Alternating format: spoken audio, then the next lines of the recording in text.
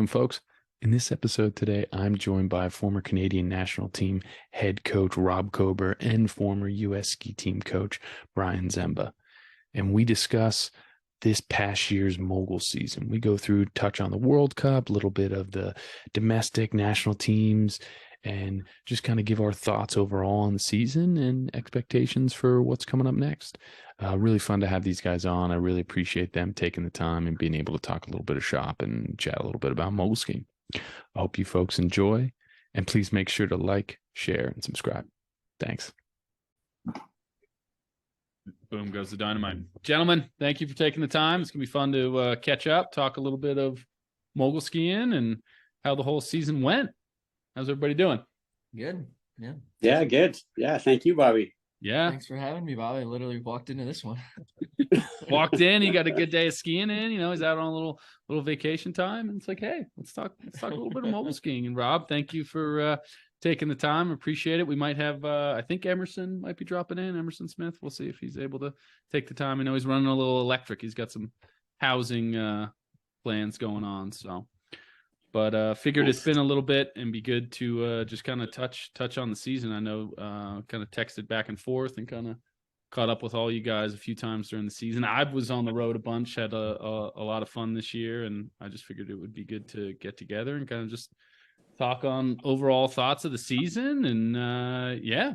I guess so. Rob, what we'll start things off. What do you think, like, overall just impressions for you? You can take it wherever you want to go in the schedule or whatever pops into your mind. Yeah, well, the nice thing, thanks for the invite. Sure. It's been a while. I was hoping maybe I'd get an invite for a call or two during the season, but of course, you had your hands full there on the Yes, World my Cup tour, apologies. which is awesome. And again, I said it to you before, but congrats on your season, Bobby. That's really cool to see the success for you and Avatal this year. Very, very well done. So congratulations on that. Thank you very much. Appreciate it. Yeah. And it's nice these days, modern technology, like most of the events for me, I was able to watch a good chunk, if not all. And the live streams were pretty good quality for me back home. Not across the board, not every event, but it was mostly pretty good. And of course, I gotta pump up my guy, and it was great to see, Mech back up on top and leaving no doubt, kind of having a statement making kind of season like that. Like, I'm back and I'm still the man, and you better be ready to play if you're coming after me. So that was pretty cool to see Mick back on top throughout the season. That was definitely the biggest highlight for me. Yeah, no, it was great. I mean, it was great to watch, and it was great to really just see him come out and execute. And I think part of the fun of being there in person and going through those ins and outs, and it was really interesting. I felt like this year and a lot of years, especially when he was under you, it was kind of a runaway train, and you knew he was going to win, but it was just by how much. And in this season, I think the shocker of the year for me was actually watching him crash. I'd never see, in a duel in outdoor. That was definitely like the stunner of the season. I was like, did Mick just fall? There was like a hush that went over nobody expected that to happen. Okay? It's like, is he all right? Like, did Mick just? It was definitely like some stunned silence, especially unexpectedly. And I think it was like the round of 32. It wasn't even in the round of 16. Yeah, I think it was right off the bat. Huh? That was one that I didn't see. They didn't stream that. Mm-hmm. And we were back home. I can't remember exactly the timing of that, but I remember it was a busy weekend, and I had everyone coming up to me asking me what happened to Mick, and I had no idea. And that I saw the video after, and that was definitely a good one. But the other one that was really scary was, I sent Mick a congratulations text after the Deer Valley World Cup, and he sent me the footage of his training crash, training for finals. Mm-hmm. And holy cow, I don't ever remember him ever having a crash like that in all the years that I coached him. And to come back up and win after that one, that's fairly impressive. But just glad he was okay. It's I'm sure he's had a great run, and hopefully he can keep it going. But I know he's starting to feel his body more and more every year, and he can't be doing too much of that. That's for sure. Yeah, as they say, Father Time is undefeated, and Right. he definitely had some.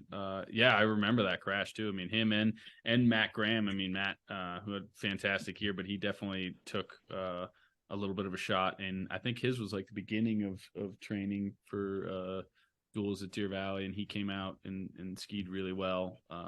All things considered, a couple of those crashes that from some of those elder statesmen that you don't usually kind of see, that was definitely a little bit surprising. Yeah, the one and out with Mick was, I think, against Will Finley, round of 32, and it was like a hush over the crowd, and he shook everything off and then came back and skied, had such a great run in World Championships in Almaty. He really came on, and it was kind of fun to kind of watch him tinker with some different air packages and stuff like that. You know, he threw the truck driver in Kazakhstan to finish off the season, play around a little bit, and it was good to see some a little bit of variety in there, which was it was pretty exciting. Yeah, that's for sure. Yeah, that one surprised me. I'd seen him do it in training before. It'll be interesting to see what else he might try to bust out moving forward. I've seen him do some pretty cool, all kinds of different grabs just playing around, but it's always, of course, easy to go to your default and just stick with the old reliables that are going to get the job done. But be fun to see some to see him push that a little bit more, and the other boys as well. It was, like you say, it was nice to see Matt Graham back as well. He's, I'm definitely a Matt Graham fan too, and after his what happened for him going into the Olympics, it was nice to see him come back and kind of establish himself as one of the top guys.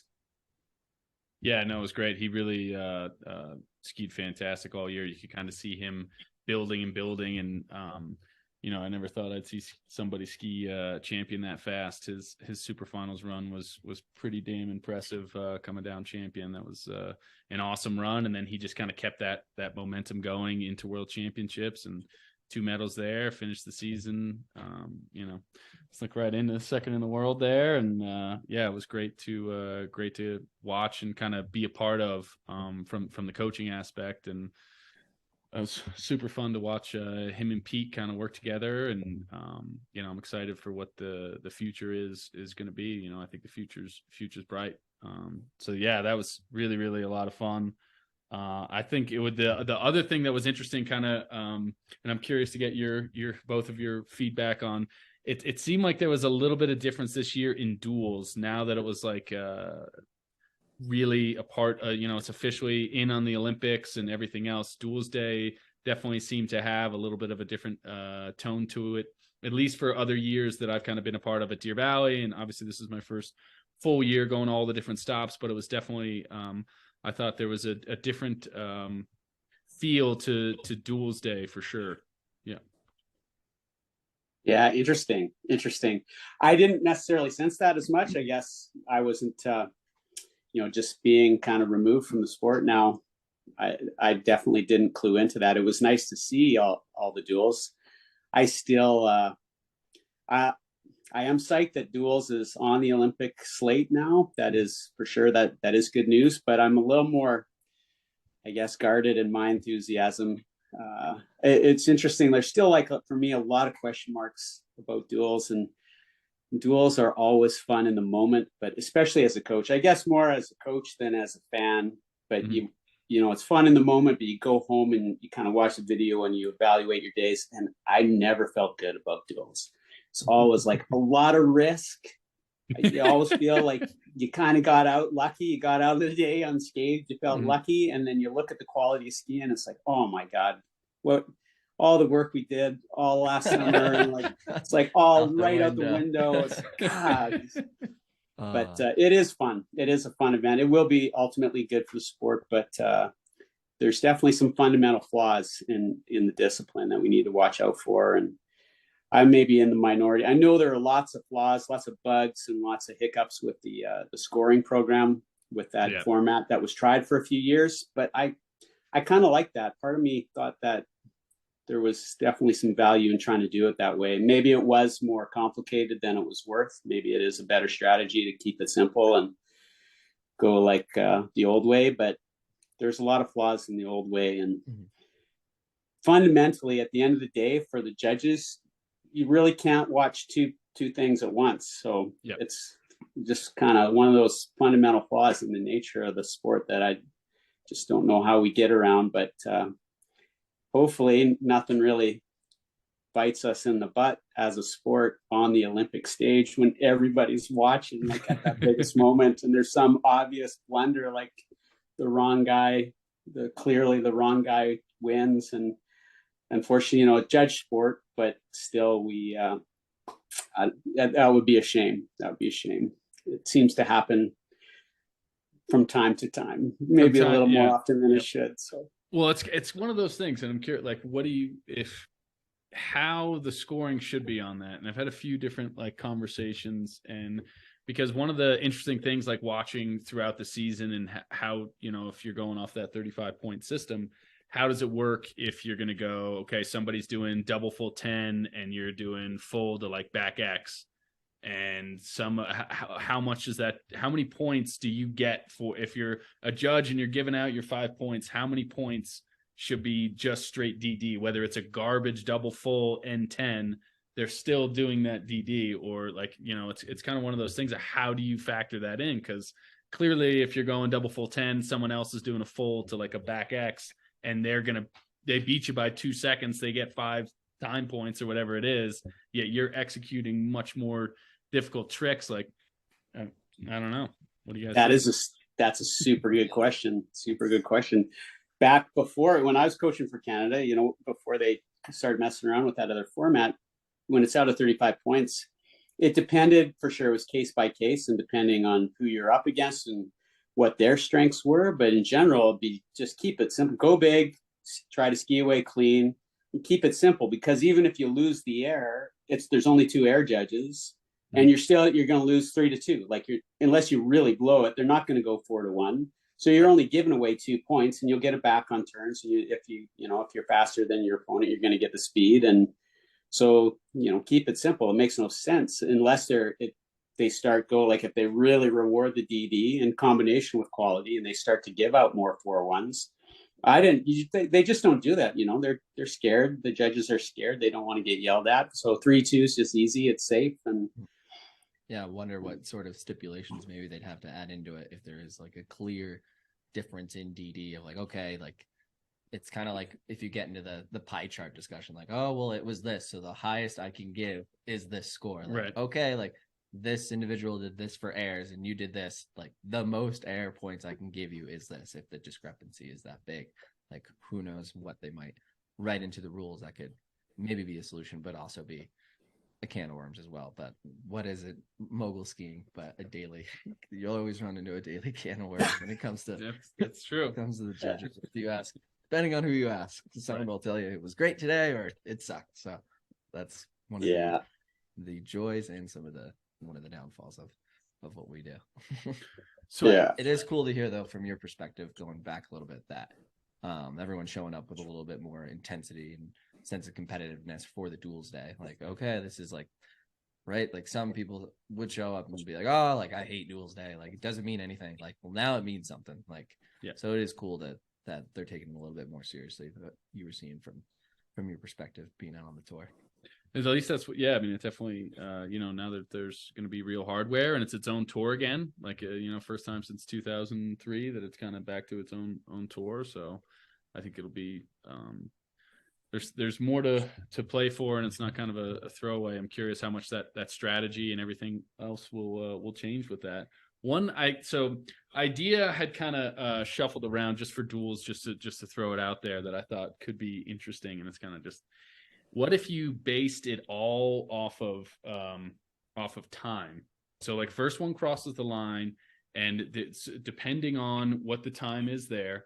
But then say somebody does a double full or 10, they lose time points and they execute it well. And then for each, like say you have 2 or 3 bumps where you have like big separations, you get time added to that for your mistake. So say like, hey, all right, that's a 1/10 of a second added, 1/10 of a second added instead of 1/10 of a right. deduction Instead for of scores, instead of a that's the deduction, time. you're adding time to it.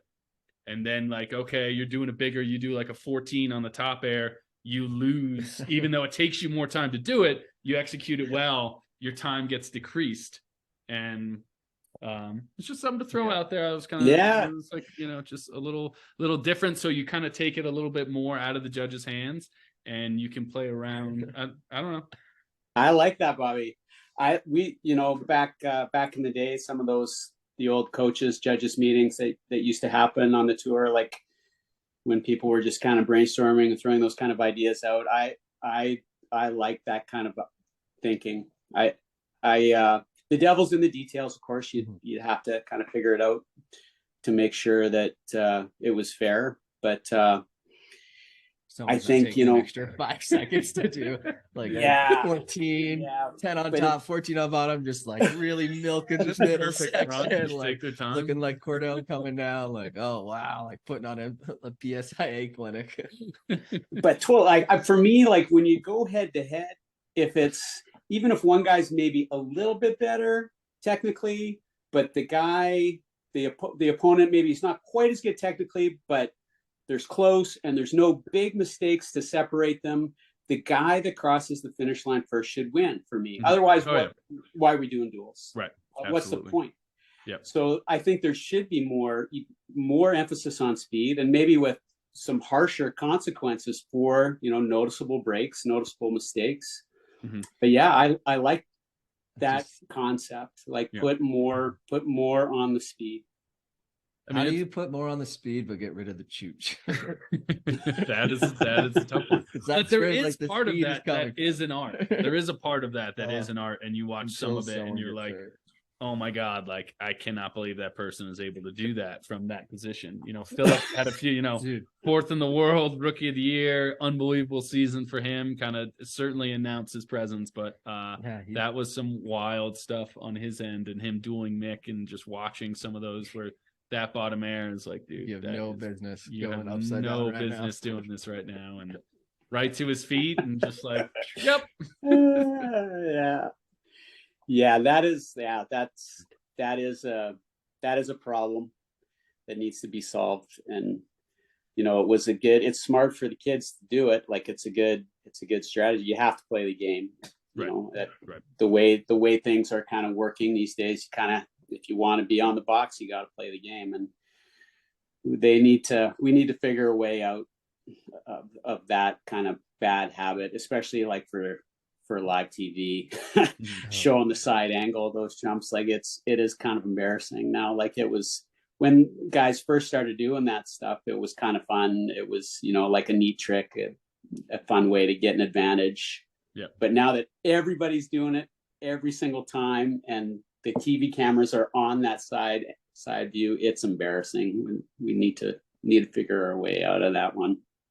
Well, I mean, I know we one of the prior times we've been on here, I think it was Troy Murphy and Hunter Bailey. We definitely, at least I think it was both of them. We're talking about how, you know, it'd be great to have like a judge's camera in bottom air and top air transition.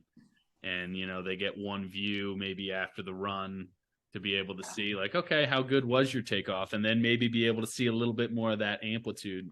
Because it is one of those things like, all right, how much especially you take away a little bit in duels. Maybe you shoot, you know, 15 meters down the pad, 20 meters down the pad, but you're like foot off the ground. Yeah. Or I know in some duels, like, what if, like, right, the urgency to, okay, I need to cross the finish line first, I need to rip through the bottom section. What if you got rid of the bottom section? And this is just spitballing off the top of my head right now.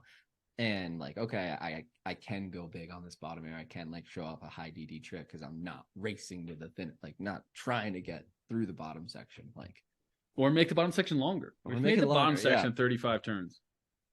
Yeah. Go back to 02 or even Nagano Olympic bottom section. Yeah, let's get back to some of those. Let's see how fast you can straight line that. You're not going to be able to.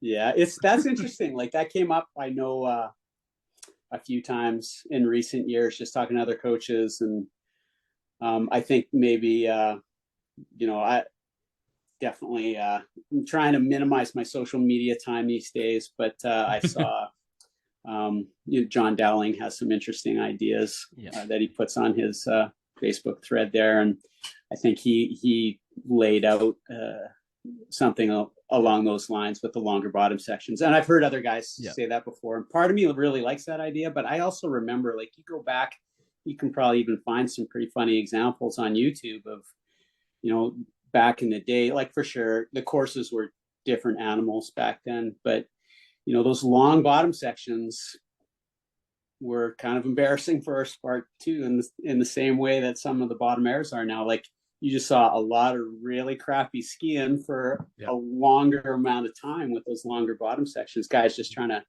fake it and do the wiggly turns, just do the little, like, the high speed butt wiggle for like 50 or 60 meters. And that's how I made my living, Rob. Worm burning it. Just wiggle it all the way through. Just wiggle it all the way through. Where's the finish line? I'd be curious.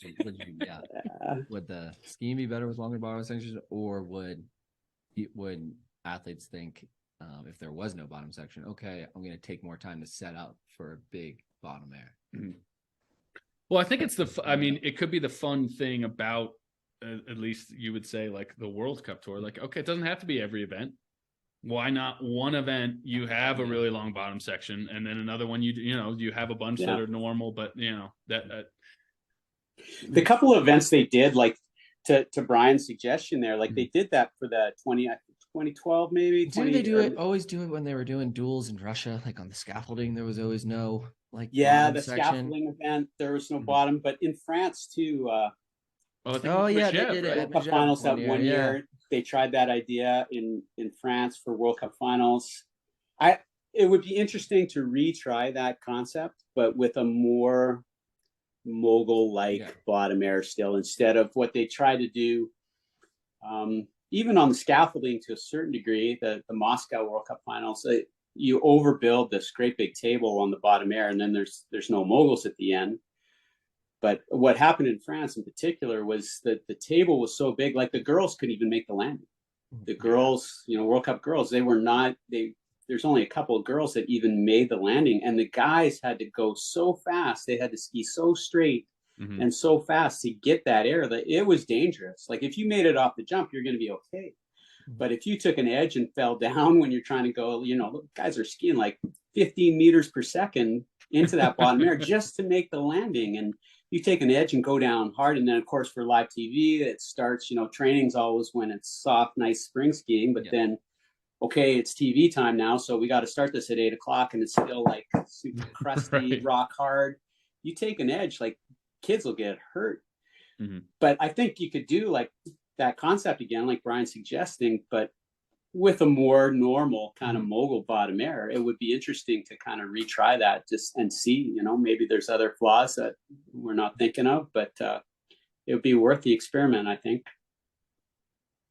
Yeah, I definitely think that. I mean, especially you have the time to be able to play with it and see how much. I mean, because I do think there is going to be an impact. I'm not sure we know it exactly yet, of having duels in the Olympics, because it is going to be judged differently. It is separate. Like, how much, as you had talked about, is it ruining athletes' technique and everything else just to send it straight to get across that line? But so I'm curious how much it's going to evolve and kind of change our sport. Because, I mean, one thing that is fantastic about duels is it's an unbelievable spectator sport. You can't tell me there's not a better, singles has got its own thing to it. But when you get two people going head to head, and it's pretty fun and exciting to watch. It'd be at the bottom and just like, wow, there is not much technique, but this is still pretty awesome. Yeah, it is pretty cool. It is always fun. So yeah, no, I think that'll be interesting to see how that plays out. That'll have a little bit of a change to things for sure. Let's see, for you guys, just overall, like, what any surprises looking over some of the results, any things that that you kind of didn't see coming, or what do you think? I guess you're not surprised with mixed dominance, but you kind of are surprised. You're like, right, when's the shoe gonna drop? Like, when? Like, come on, like. But it's a surprise, but not a surprise. But it was also good to see a lot of some of the younger kind of athletes on the male side starting to make a name for themselves. It wasn't the kind of the same podium or even top 5, top 6. You had a lot of different players in there, top 6, and a lot of maybe some rookies on the tour or people that have been on the tour 1 or 2 years. Like it's cool to see that next wave might be coming, but until Mick's ready to hand it over, it's still his. Yeah, there's some good skiing. It's too bad that that Lars isn't on the call tonight, because one of my favorite runs was Landon's run in the F1 at World Cup Finals. Yeah, that was a great run.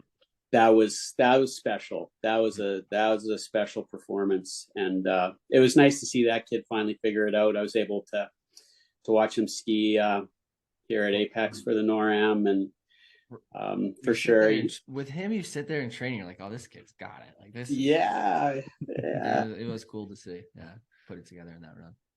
Yeah, he skied really, really well. It was nice to see, and you saw bits and pieces of it. This was in Ruka and Idre. He had kind of had some pieces of runs that were really, really great, and then to kind of see him peak at that event and be able to get that done. I mean, I think that brings hopefully a lot of confidence for Landau, and hopefully he can kind of carry that into the next couple seasons. So it was definitely that's for sure. Yeah, you guys probably know him much better than me. I don't really know him, but he seems like a real nice kid. And there's the same exactly like you said, Brian. I was watching, like, not this year even, but the year before at the Apex NORAM, and this guy's gonna win. Like, this guy's gonna win by a mile. Like, nobody's gonna touch this kid the way he's training. And then friggin', like, God, I can't remember specifically what he did there. NORAMs, but you're like, this kid makes it from there to there. Everyone's fighting for second. So yeah, that was pretty cool. And that run at too bad he couldn't do it again in the F2, but that F1 run was that was a special run. You don't see very many of those. That was, for me, that was really similar to Phil Marquis in 2014. Like, Phil killed it, but in the wrong round. The F1, he finished second, and he kind of had to that stage in his career, he had probably the best run of his career at the Olympic Games, but in the wrong round. But still very kind of similar kind of performance. Great performance. Maybe not quite at the wrong time. Could have had like a little bit of a break or something, a little step out in the F1, and then done that perfect, flawless, beautiful run in the F2. But really, either way, nice to see for that kid. Hopefully he can keep it rolling into next year. Yeah, no, definitely. I think he's certainly got the talent, and super good kid, hard worker, and it'll be good to see him kind of keep progressing, And I think on the women's side, to see Ali Masuga come out, Rob, your son Josh, done a fantastic job, and Bryan and Caleb really putting her to good work, and really just crushed it all year long. I mean, kind of ran away with the NORAM tour and skied great at World Cup, and I think she got 4th at that last duels event in Almaty. I mean, it was really fun to watch Ali come out and just kind of continue to progress and build, and it was pretty exciting. Yeah, for sure. They seem like she seems like a very nice young lady as well. And I was able to meet, Josh's group at the Apex NORAM here, and I think he's loving his life. He's loving his job these days. And that whole US team right now, I know probably some, like the boys, like for Nick and Cole, they're probably maybe just minorly disappointed with their year. Still some fantastic performances, but boy, I'd be pretty excited if I were that coaching staff, Caleb and Bryan. Like, they got some talented kids, and pretty deep on the women's side as well. And hopefully they can figure it out and keep moving in the right direction. But there's certainly some talent there. Yeah, and even coming up a little bit, you had Dylan pop in there, not to make it too US centric, but it's cool to see. Yeah, Nick and Cole are young, but there's even another young one coming up the pipeline, and the girls on the girls side, they just continue to remain deep and dominant. Lemley, we all knew she had some standout performances last year, and then to follow up with being top 5 in the world was super impressive.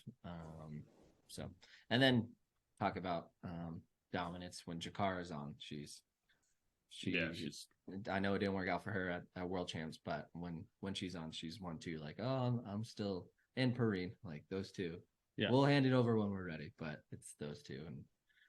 And then you get Henri coming up. I mean, on the women's side, it is pretty fun to be at the bottom and watch. You know, there's a few events, you know, training and contest runs where you're looking up and you're like, what dude is that? I'm like, oh no, that's a girl just absolutely shredding that middle section. Like, no, it's pretty fun to watch kind of that top level and see the progression there and see how much faster they're skiing and aggressive and some of the jumping and stuff like that. It's definitely makes you do a double take a few times when you're watching some training, or, you know, you're watching a few qualies runs, finals, super finals. Like those girls at the top are definitely really, really progressing well and skiing super well. I mean, Perrine, the end of the season was really nice. You know, it was kind of interesting to watch her go through some ebbs and flows, I would say, for her. You know, it seemed like she was kind of missing some things towards the beginning of the season, maybe not quite as much as she wanted to, but I know that I mean, she really finished the year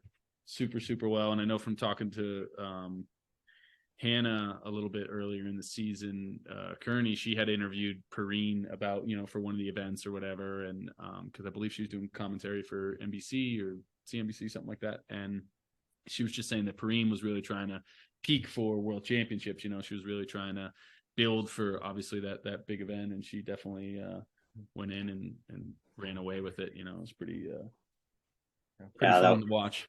Yeah, it was kind of an upward trajectory for her this year. It's also great to see Jalen back up that silver from last year with some more World Champ medals. Like, absolutely, she's another one that it's always exciting to watch her come down.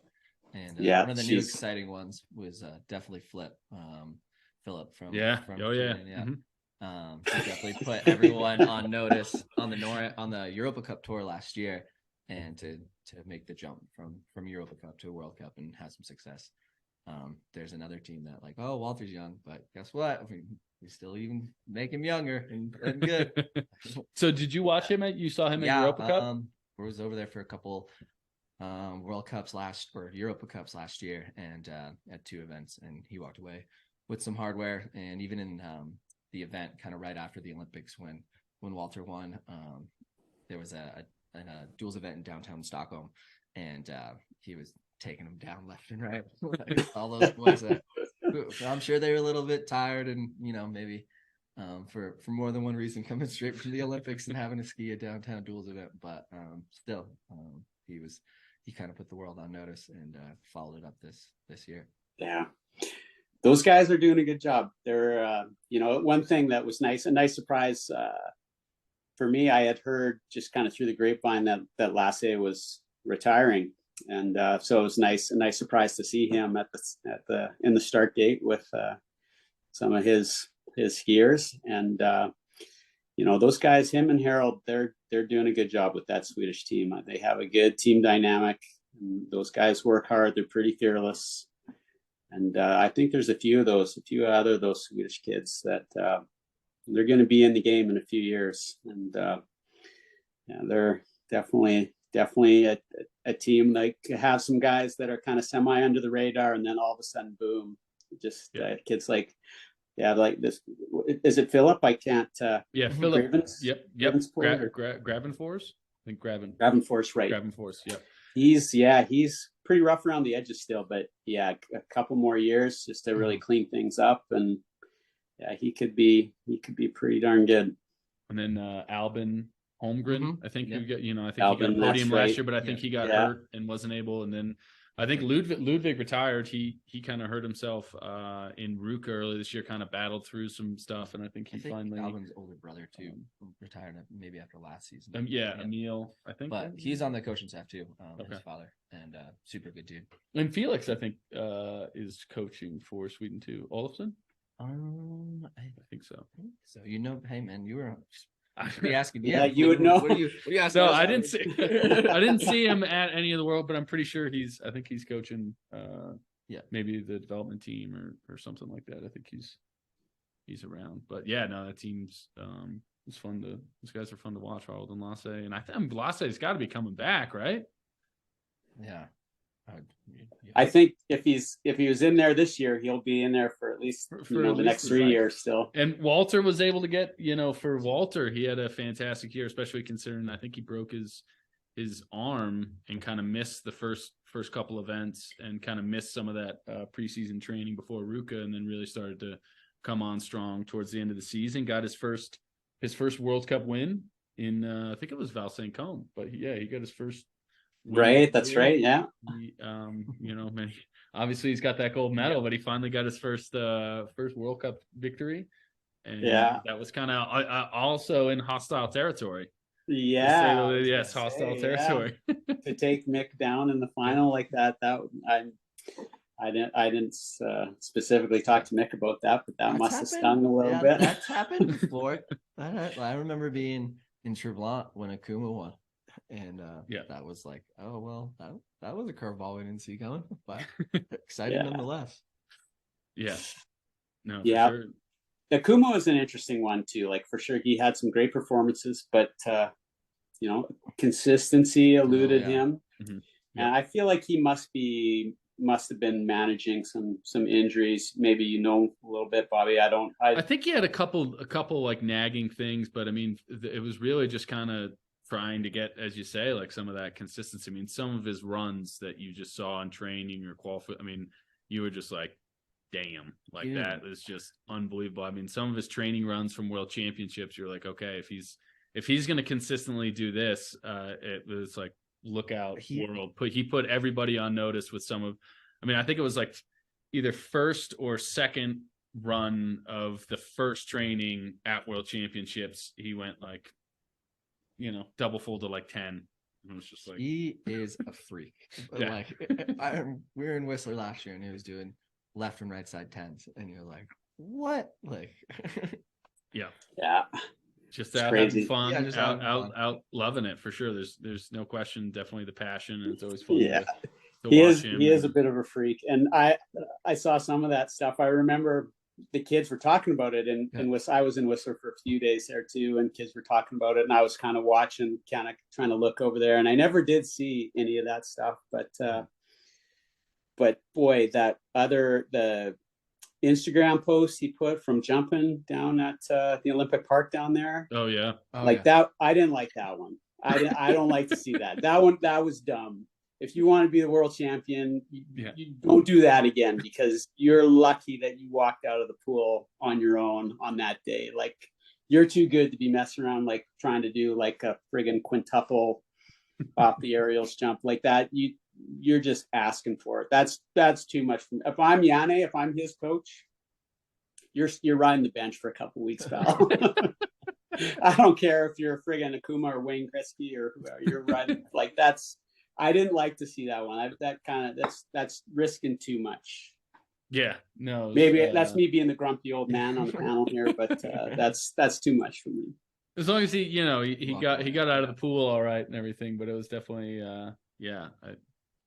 wild move. But he was doing like on the ramps, he was doing right side. I mean, he would do everything to the left, then he'd go do everything to the right. I mean, he was trying to do both ways, like right side double full, left side double full, right side 10, left side 10, right side 14, left side 14. It's like being a pitcher and being like, I'll throw this way today, this way. Like, imagine that. Unreal. Yeah, crazy. And then obviously one of the great stories and been fun to watch the last couple of years, definitely the feel good story for me at least, was watching Avatal get 2/3 at World Champs. Just knowing someone personally, and like, it goes to show there's no substitute for hard work, coming back from injury, coming back from switching teams. There's a laundry list of things that's gone over the past couple of years. So that was pretty awesome towards the end of the year to see someone that's been working that hard have 2 great days and follow it up next year.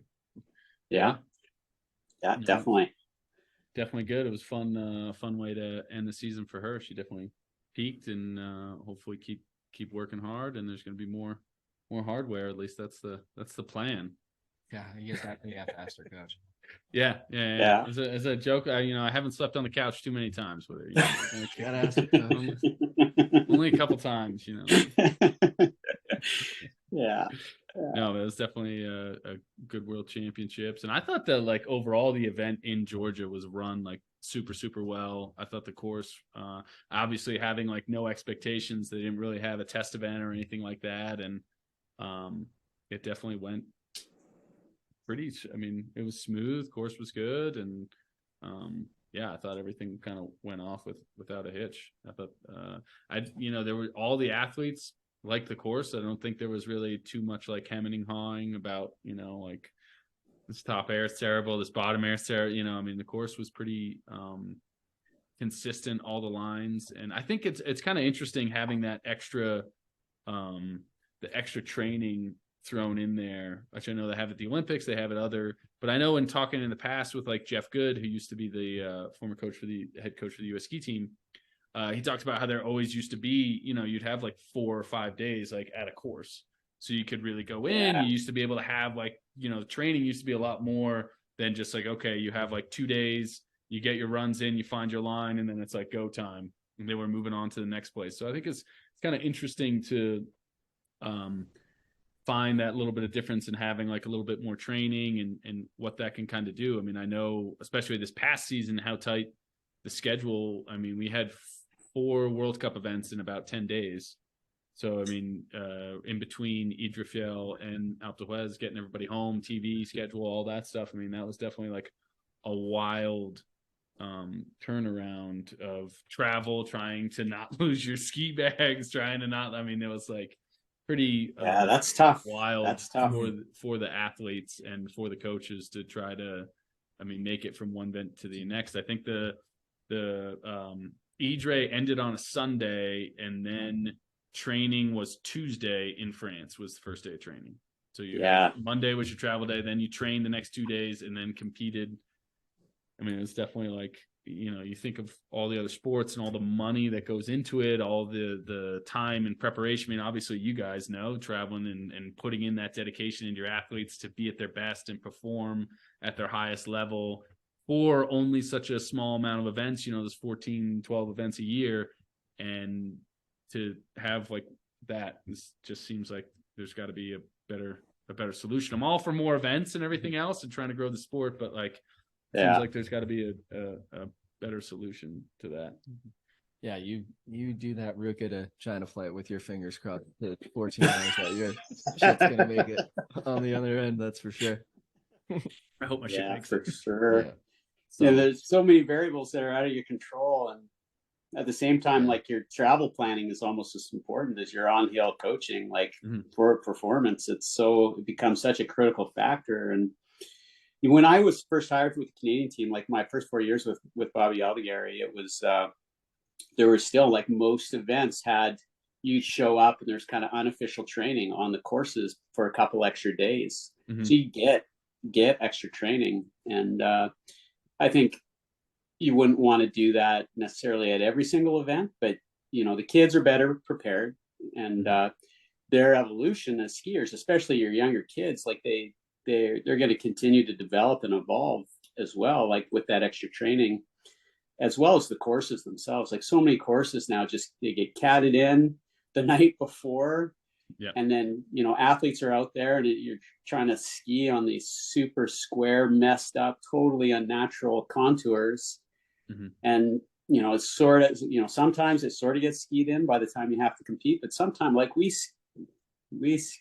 competed on some pretty messed up stuff, some pretty unnatural moguls over the years. And I think there is a lot to be said to, trying to respect the fact that, the roots of the sport come from what happens to a ski slope when it doesn't get groomed. And, you don't necessarily have to cat in moguls all the time. And if we had, if they're going to go that route, then just to allow for a little more preparation, like have a bit of a higher standard in how the courses are built, and like having people ski them in before the World Cup field gets there. And like, instead of leaving that to the kids that are actually competing, and then the quality of your training, sometimes, maybe it was better for you this year, Bobby, I don't know, but so many of those times you're not really training, you're just kind of skiing in the course and trying to get it to a safe, usable place. And I can remember like the worst case, and it's nobody's fault, but one of the worst events ever for that was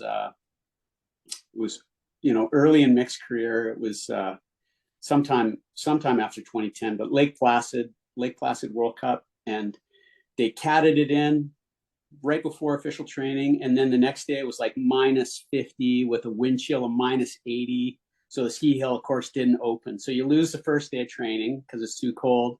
And the second day of training, it's still freaking cold. And the cats got stuck together in the finish area of the mogul course. They somehow locked their blades and they couldn't move the cats. Oh, shit. So then we lost half of the second day of training. And then you got to compete at singles the next day. And the courses, like, they're still like cookies this big and all the moguls. Wow. And I remember nobody could ski the course. It was like the TV must have been horrific from that event. And I remember Mick did win.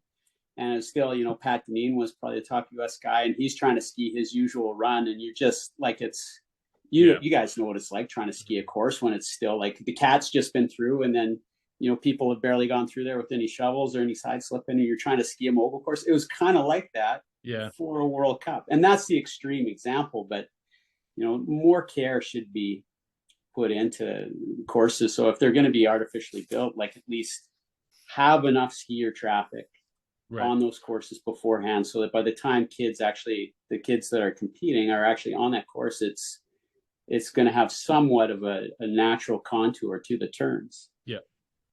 No, I mean, I think especially back in the day, like for running Deer Valley World Cup and helping out with that, I mean, we would be out a week before it used to be like a week before the event, and everything would come up like nice and slow, and you would ski it in. And I mean, I think that also creates a little bit of that variety. Like if you have, I do think it is a little bit of like a disservice to those high performing athletes that they come in and they have to spend the first day and a half of training just skiing the thing in.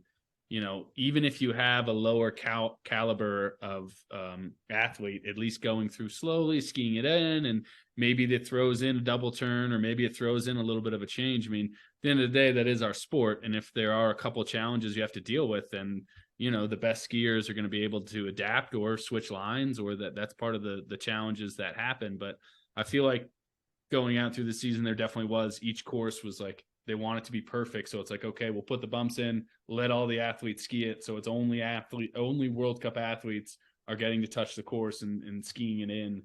And there's a part where it's like, it's tough. It's a tough draw. Elements are always a thing, especially on the East Coast. Like, sometimes the only solution is to build it the night before. If you're like, okay, we're going to get rain, we're going to get this. We're like, all right, like, if we build it this day, it's going to be gone by this day. Like, elements are always a thing, but how do you get some of your local skiers? I know that was one thing they do here very well, is, okay, we're building it a week before, and the local clubs are allowed on it to start doing the shaping, start getting all those rough cut out of the cat tread marks and whatnot.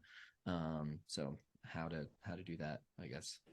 Well, that's the thing too, like for, and you guys are probably a little bit spoiled being so close to that venue, but that was the great thing about always going to Deer Valley. Like there's so many great things about that event, and it really was and is, like the Super Bowl of our sport for us. It was so nice to go there every year, and it's always so well done. And the very first thing is that course. You kind of get back to, you get on Champion at Deer Valley, and it's like, oh yeah, this is what mogul skiing is supposed to be. And the course was always so well prepared, and there's no, not a trace left from the groomer having built that course. It's like, it's moguls.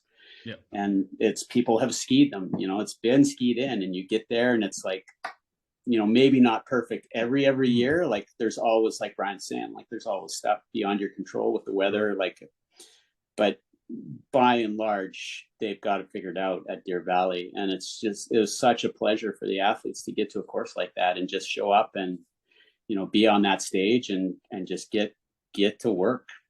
How do you have like a prerequisite? If you're going to hold a World Cup, you must have like a club team. This like club team has to be in it on this day. Of course, it needs to be built by this day. Your club team like can ski it in, like give them that experience, just so it's the betterment of the athletes down the road. It's not like if you're like a baseball player, you're expected to cut the grass before you start playing.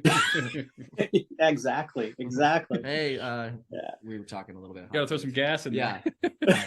Gas in the long we were talking a little hockey before the podcast started, with all the Canadian hockey teams taking the ice in the playoffs. Like, hey, can you Zamboni this before you guys drop the puck. Yeah.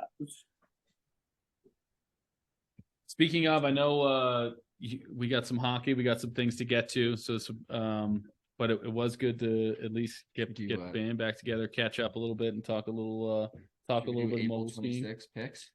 April 20th. Yeah, you want to pick get your picks for next season?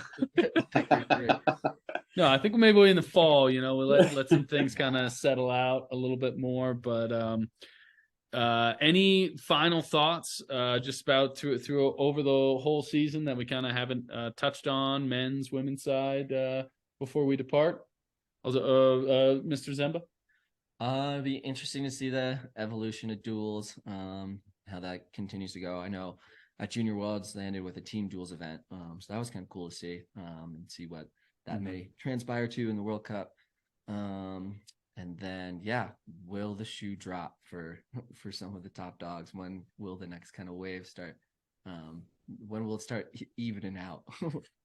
I'll put it that. Even I shouldn't say even out. When will it become 75, 25 of who's leaving with that top box spot? I think if Mick, Ben, and Matt have anything to say about it, it's not going to be for a while, at least until they're done. They're going to keep fending everybody off, at least on that men's side. They're going to make sure that, right? And I think on the women's side too, I think Jakar, Perrine, they're going to try their best, Henri, to fend everybody off, and they're going to hold on to that, to the peak, to that mountaintop for as long as possible. Yeah, it will be interesting. I think, like Bryan's saying, I think some of these guys, inevitably, I think even next year we'll start to see a little more variability in that kind of top 6, top 8, especially on the guys' side. The girls is going to be tougher. Like if you look at the top 10 on the women's side now, I think that's going to be a tougher kind of field to mix up. But on the guys' side, if you look like those top guys, I think you're right, Bobby. They're going to be there. But I think we'll start seeing more like the Nicks and the Coles pop in onto the podium here and there. I think like after having such a great Olympics, I was a little bit bummed that Cooper didn't have a couple more kind of top 6s on the World Cup Tour this year. I think he's definitely got it in him. There's that other Australian kid that popped in the top 10. I didn't even Jackson Harvey. He wasn't even really on my radar before this year. I don't even really know him, but hopefully a couple of our Canadian boys can get back in there. It'd be nice to see some more Canadian content and not just have Mick carry our whole country on his shoulders. We know they're on the NORAM level. They represented quite well. Yeah, and you had Julian Vale. Yep. He had some good stuff. You got Gab, who's always skied, and I think on the women's side, Maya Schwinghammer obviously skied super well at the end of the season. Val St. Combe, she skied well, and then Berkeley, I think she had some injuries she was kind of battling a little bit with. So I think there'll definitely be a little bit of resurgence there as well, and Julian, and there are some younger guys kind of coming up, and there are some young guys coming up, and I think there's definitely potential. There's definitely some potential. So there's some hope for Canada moving forward, but they got their work cut out for them. So hopefully they're willing to dig in and get it done here this summer. I think so. I think for everybody, it's always back to work, right? I think the Australian crew is going to be ready and raring. George Murphy had a good he had a good end to his World Championships end. He had his top 20 at your value, which is great. And then Jackson Harvey, Jacko, which you guys were touching on, he's definitely just kind of getting started. And I think for Cooper, Cooper really ended the season well at World Championships. He built throughout the year, battled a few different things, and I think moving forward, the future's going to be bright, especially with Matt. And they got a hard ass of a coach, so hopefully we'll see what pans out. Come on, I'm a softie. What are you talking about? Well, thanks for taking the time, guys. Who do we got? Who's the other Rangers going to win? Oof, I don't know. Who's going to win the Stanley Cup? Well, we have the last. I know we got the playoffs here. I'm going Islanders. Islanders are clearly beating Carolina. They're going. The Roken is not going to allow another goal the rest of the playoffs, and they're going to Lord Stanley's Cup. I'd like to obviously see the Rangers. They were close last year, right? Making it to the Eastern Finals.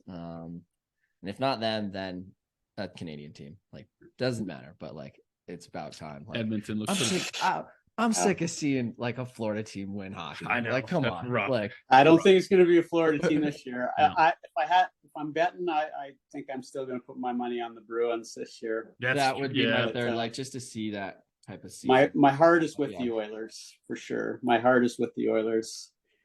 But if history has anything to say about it, though, I mean, the Bruins are going to be lucky if they make it out of the first round, right? Like, I think that's why I think like the last 2 or 3 teams that have had all the points always lose. That's the way first round. basketball's going right now. yeah. Interesting. Well, thank you guys for taking the time. I really appreciate it. This is a lot of fun. Let's do it again in the not too distant future. We won't wait so long next time. Make sure we were able to pen everything in. But thank you guys very much. Thanks for having Yeah. us. Thanks. Good seeing Thanks you. for having us. All right. Bye, everybody.